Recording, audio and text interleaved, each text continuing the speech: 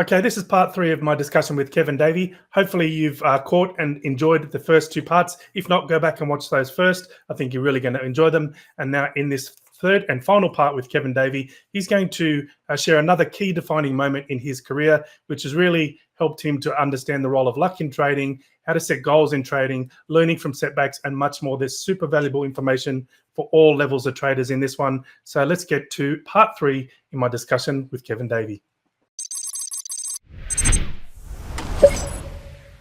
All right, well, that was very entertaining. So defining moment number 3. So anyone who knows your history, Kevin, knows that you've either won or placed multiple times in the Robbins World Cup Trading Championship. Now I know a little bit about your story there, and you decided you were going to design a specific system to win that trading contest, and so that's going to be our defining moment number 3. I'm really interested to hear more details about that. So if you'd like to take us back to that moment when you decided that you were going to enter the trading competition and define or design a strategy specifically to win. Okay. So this will go back, this is quite a few years now, so it's coming close to 20 years. Wow. Yeah, it's like time flies. But Yeah. at the time I was part-time trading, and so this goes back to probably, I think, 2003. So I was developing some of these rudimentary algos, and 2004, I remember seeing who won, this guy named Kurt, who I'm now friends with. Great guy. He's a trader in Chicago. And I found out if I had traded this particular algo that I was looking to do in the contest, I would have actually beat him that year. Well, how many people say that, I would have won had I done it, kind of thing. But that gave me, I really felt that was true, and it gave me some confidence to actually go and try it. So I spent a bunch of time, and one of the things I did was I researched all the previous winners for the last, 10 years before. Everybody knows Larry Williams took $10,000 and turned it into $1.1 million in that contest. But he was like an outlier. I think I forget when his daughter won it. She won it a few years after that. Yeah. Even she was sort of an outlier. But what I did was I believe I approached the brokerage and said, hey, do you have the first, second, and third place winners for the past 5 years or 10 years or something like that? And I got all that data and was able to conclude, well, if I get 100% return in a particular year, in the contest, chances are I'll finish in third place or higher. And I said, that's probably about all I can really aim for. I can't say, oh, I've got to win it, because frankly, luck definitely plays a role in it. Even though it's a year-long contest, luck's going to be involved. There's good luck, there's bad luck, and it's always there, and you never know what's going to hit you. So, but I figured, hey, if I design a strategy that gives me 100% return for a year, based on all my back testing and that kind of thing, well, then I should be able to enter it, and I should be able to do good. So that's what I did starting in 2005. And so I did it 2005, 2006, and 2007. And I believe the year I won was 2006. And all 3 years I had over 100% return. So I was able to do that. 2 times I finished in second place, and then the 1 time I finished in first place. But the key to it, because people always ask, well, hey, how can I design a system for a contest? You really have to think about the goal and how you're going to get there. That's really the important part. And, it's, as an interesting aside, when I won, I was a student of Dr. Van Tharp, the late Van Tharp. He was in the Market Wizards book. And he, I never attended any of his webinar or seminars in person or anything, but I had bought some of his home study courses. So he definitely had a big impact on my trading. And so I thought he'd be like real excited to hear, oh, hey, a student has success. So I said, hey, look, I won this trading contest. And he I included an article for his little newsletter in it, saying how I did it. And, I was pretty proud of myself. Not everybody wins this, right? So he wrote a little blurb on top of the article saying, he's one of my home study students or something. And, are you impressed by this? And he basically said, I'm not. So what? He won a trading contest. That's kind of reckless. And, most of you probably don't want to do that. But here's his story. Oh, man, I was livid at first. I was, all these imaginary emails I typed out to him of just, how could you say that? I relied on you and you were my mentor kind of thing. And here you just say, oh, big deal. And I'm, reckless. I was so mad, but I never sent it. I just stay calm. And then after a little while, I started to think about, why did he say that? Why would he downplay that? And that's when I started to see the real value in winning that trading contest. It wasn't the percent return or anything like that. It goes back to what I was talking about earlier, that I had a goal and I created something to achieve that goal. And then I put it into practice and it actually worked. That was the admirable part about it, because I could have just traded some kind of martingale system and maybe done a lot better, but it would have been basically like luck. And then, that's not that impressive if it's just luck. And, if you ever look at this contest, especially at the beginning of the year, you'll see people, now that they post them the results like every day, updated results, you'll see people who go from 1,000%, in January, and then by the end of January, they're gone. Yeah. You're like, what happened to you? And, these people just disappear. So what becomes really important here, and that was the message Van Tharp never told me specifically, but it was definitely implied, was that, hey, what you should be proud of is how you did it, not that you did it. And that actually, now I understand it. I'm like, yeah, you're right. So what I did was, hey, here's my goal. Here's what I need to get there. Here's how I'm going to do it. Then put it into play and let's see how it goes. Maybe it'll work. Maybe it won't. And as it turned out, it did work. So that was a huge turning point for me, just trading wise.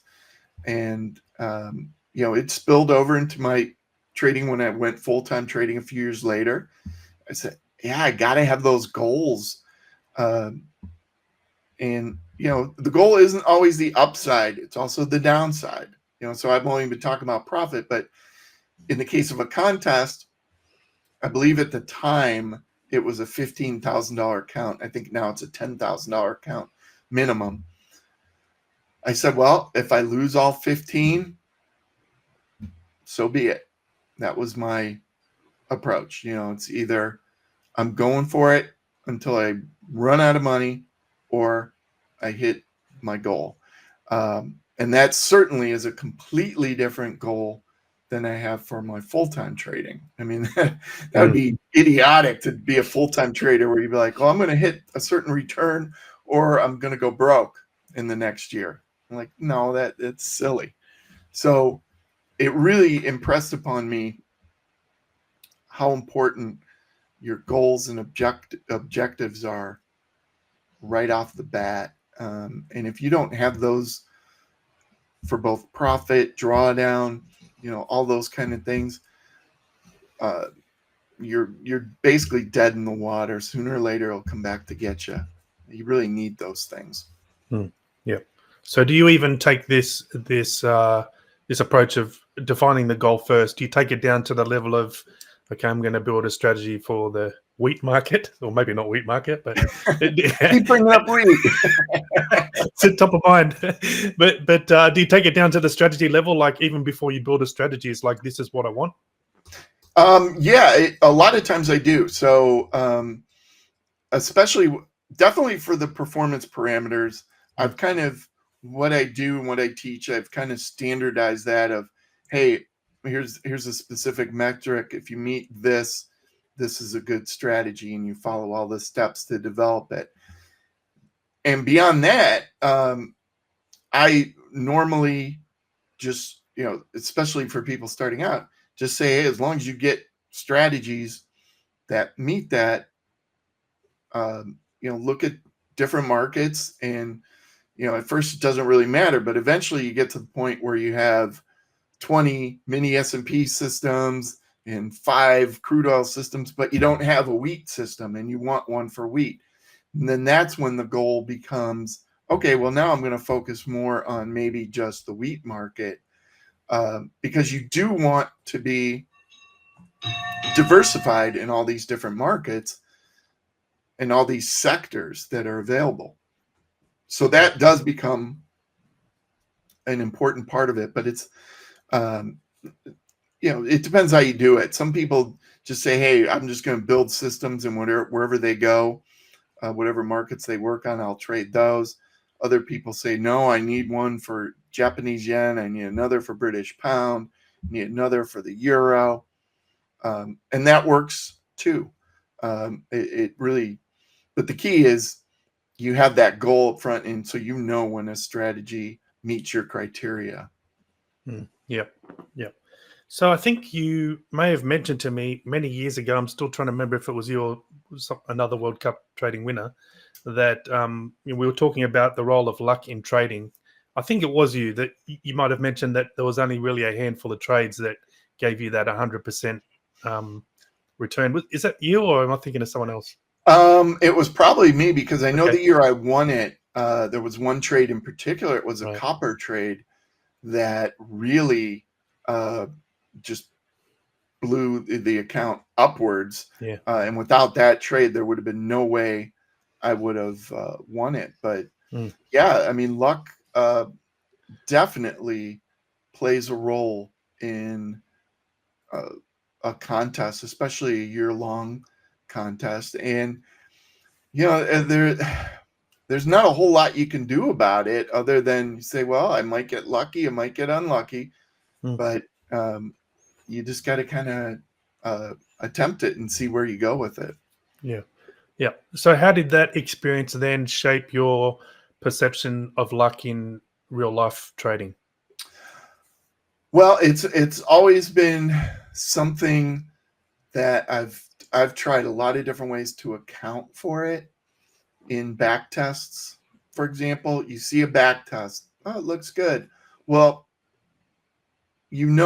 some percentage of that is due to good luck, more than likely. What are the chances that you have a great back test and it was unlucky too? and it's really a better system than you back tested? Probably not. The problem is you don't know how much luck is involved with it. But the way my thinking has evolved is that I always assume that any back test I look at has luck built into it, and it's been good luck. And that good luck is either going to disappear when I start trading it live, or it's going to turn into bad luck, and the system will actually fall apart. And I said, okay, well, that happens because a lot of times you might have strategies that fail and you don't necessarily know why. And again, you can go back and you could do a post-mortem and analyze, oh, well, the reason this one failed, and you'll invent reasons and it'll all sound great. And you think, oh, I'll never make that mistake again. But honestly, to an extent, you're just guessing. You're making up a reason after the fact. If you were so smart, you would have known that reason before you start trading it, right? You would have said, if you said, well, the reason this strategy failed is because of volatility went down. Okay, well, if you were that smart before you started, you should have said, hey, volatility is going down. I should stop trading it before I start losing money. So you got to realize that luck, you'll never necessarily know why it happened, but you just got to expect worse performance than the back test. And once you do, that opens up a lot of doors because most people expect their back test to keep chugging along right at the same rate that it did in back test. Some systems do, but a lot of them don't. Yeah. And a little bit further on this, think about your goals first. Why was it that you, like, what were you hoping to achieve by entering this contest other than, fame and glory? Yeah. Or was that maybe that was it? In a book deal, of course. Okay. Where you get like a couple dollars per book. It's like, oh my gosh, yeah. Somebody, as an aside, somebody said, well, you've written a book and it was a bestseller on Amazon, so you must have made millions off that book. I was just like, oh man. I said, whatever you're thinking, don't go into book writing. It's like it's a path, unless you're Stephen King or Tom Clancy or somebody. It's not a route to success. But I entered the contest because I wasn't sure if I was really any good at trading, and that was a way to kind of put myself up against other people and see, hey, am I that good? Or and so that was kind of validating that, hey, 3 years in a row I've been able to get over 100% return and do pretty well. And that kind of led me to think maybe I could do it full time. And I'm not this person who just loses all the time. It's like, no, I had success. It's there. And that was probably the biggest thing. It was just a great confidence booster. And yeah, as it turned out, it also opened the door to some really good relationships with other World Cup winners. Yeah. We get together like once a month via Zoom and just talk about things. And it's kind of neat. So it's really been a great thing, and it's certainly a good contest. There are some contests out there that are like a weekend contest and with paper money and that kind of thing. At least this one was real money. It was a year long, and there's some oomph to it. Yeah. All right. Well, I think that sounds like a good way to end our discussion today, Kevin. So thank you very much for sharing that defining moment of designing a trading strategy and winning the World Cup trading competition championships. I can't recall the name, sorry, but something like that. Robbins World Cup. Yeah, the World Cup of Futures Trading Championship or something like that. Yeah. So anyone who wants to join, they can just go and look it up on the website. It's easy to find, and you'll see Kevin's name there. I actually just checked as you were talking, 107%, 2006. Yeah, and that was actually the worst of the 3 years. The 2 years I finished in second place, I was 1 year it was like, I think both years, I thought it was like 112 and like 148 or something like that. But what's funny is they only put the first place winners, because I've actually had people say, oh, you're lying about finishing in second place. I'm like, oh boy, why would you lie about that?